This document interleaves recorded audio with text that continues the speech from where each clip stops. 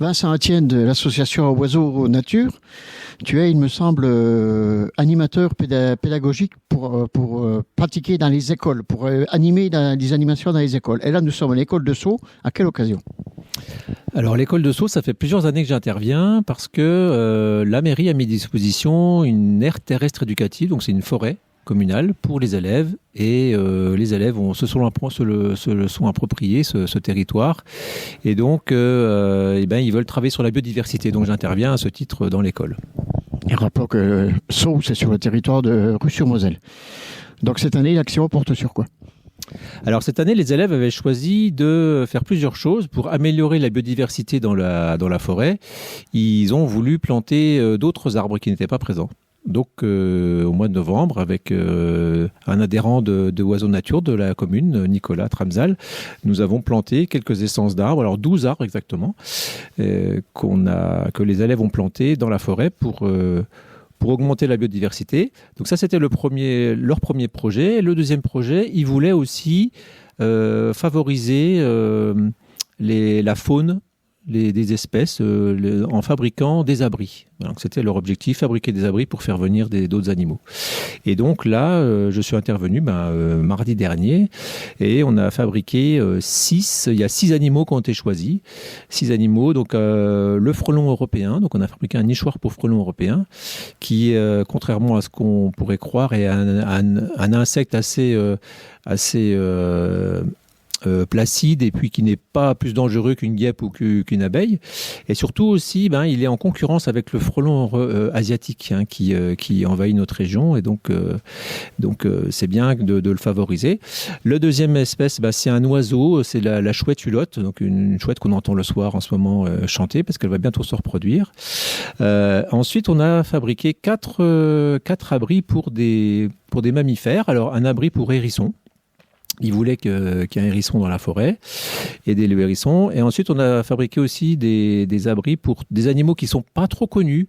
Le putois, par exemple, qui est un mustélidé, donc à peu près la taille d'une fine, qui mange beaucoup de rongeurs et qui mange aussi des batraciens. Et donc, juste à côté de l'ATE, il y a un étang, donc il est certainement présent à cet endroit-là. Les élèves ont également assemblé un nichoir, un abri pour l'hermine. Alors, l'hermine est connue en hiver, elle est blanche, avec le bout de sa queue noire, et en été, elle est brune, toujours avec le bout de sa queue noire.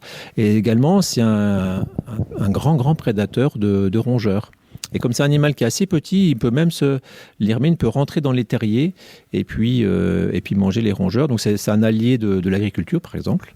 Et puis la dernière, en fait, c'est un tout petit abri pour la belette. Alors c'est le plus petit carnivore d'Europe. C'est tout petit, ça fait 20 cm de long, de 2 cm et demi de diamètre. Et c'est pareil, c'est un grand prédateur de petits rongeurs. Donc tous ces petits animaux-là, en même temps, ils ont un rôle très important de régulation des populations de rongeurs. Et notamment, ils sont très intéressants au niveau de l'agriculture et dans les jardins aussi, pour éviter de pullulation de campagnols, de mulots, etc. Donc là, ces abris vont être régulièrement visités par les élèves? Alors là, donc, ce que j'aurais expliqué, c'est que là, ils vont être installés dans les jours-ci. On en a mis 2 aujourd'hui, mais les autres vont être installés la semaine prochaine. Et on va les laisser tranquilles un petit peu, histoire que les animaux puissent s'installer.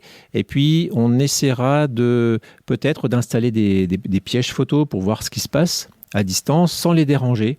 Parce que là, il faut déjà un petit temps que les abris qu'on a fabriqués, on les a touchés, donc il y a notre odeur. Et les animaux sont sensibles à notre odeur, donc il faut que notre odeur parte et puis qu'ils se l'approprient.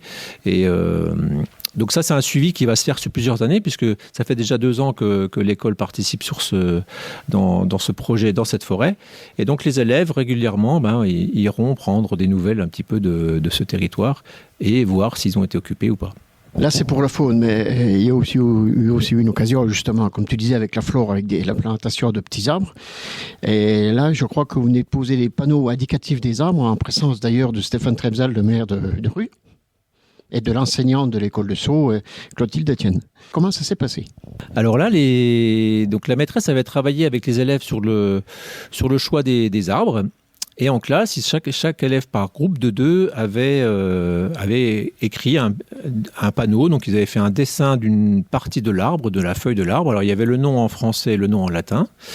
Et puis, ils ont écrit le morceau d'un poème qui leur fait penser à la forêt. Et puis, ils ont signé ce petit panneau-là. Ensuite, la maîtresse a envoyé ces panneaux à l'écolab du lycée André Malraux. Et là-bas... De Remiremont, voilà. Et donc là, c'est Cyril Richard, qui est le responsable, qui a fait graver au laser. Donc, c'est une reproduction fidèle de l'écriture des enfants sur du bois. Donc, c'est gravé sur des panneaux en Douglas qui ont été donc vissés aujourd'hui, installés aujourd'hui en présence des élèves, en présence de Monsieur le maire de Russe-sur-Moselle. Et donc, c'est un mini arboretum de 12 arbres qui a été inauguré cet après-midi. À la plantation, c'était en novembre.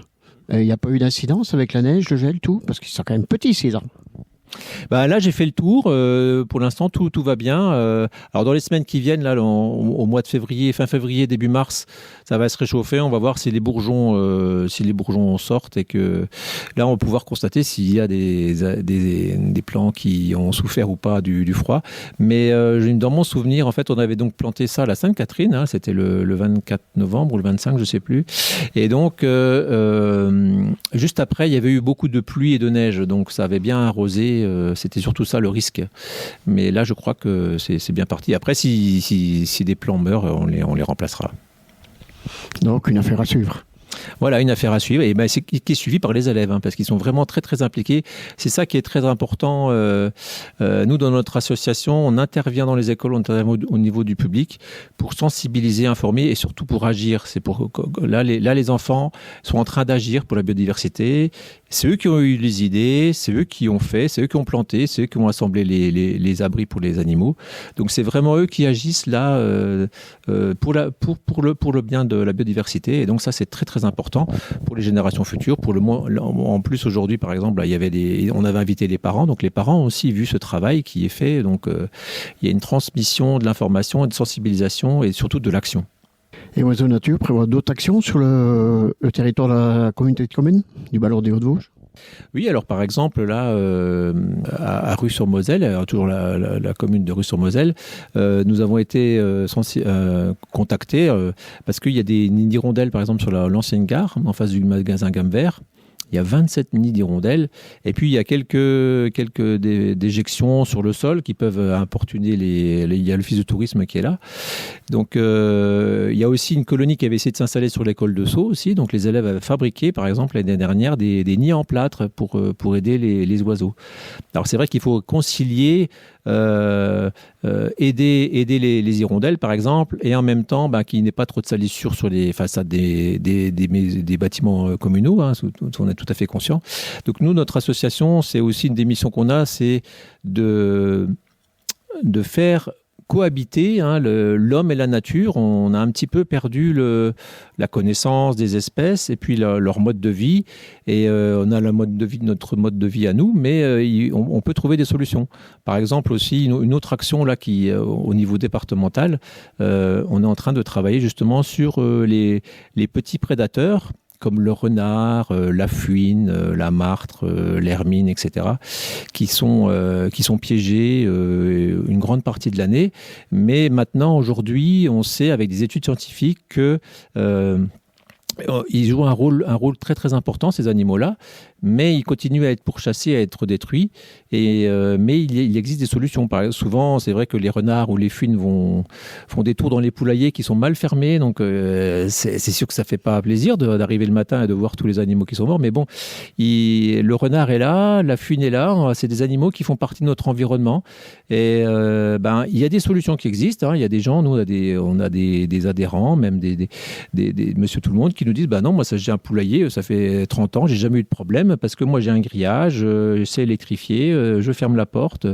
Et en fait, souvent, ce sont des installations qui sont pas adaptées justement par rapport à un prédateur naturel. Et donc, forcément, c'est plus facile pour un renard de rentrer dans un poulailler plutôt que de courir après des animaux sauvages dans la nature, quoi.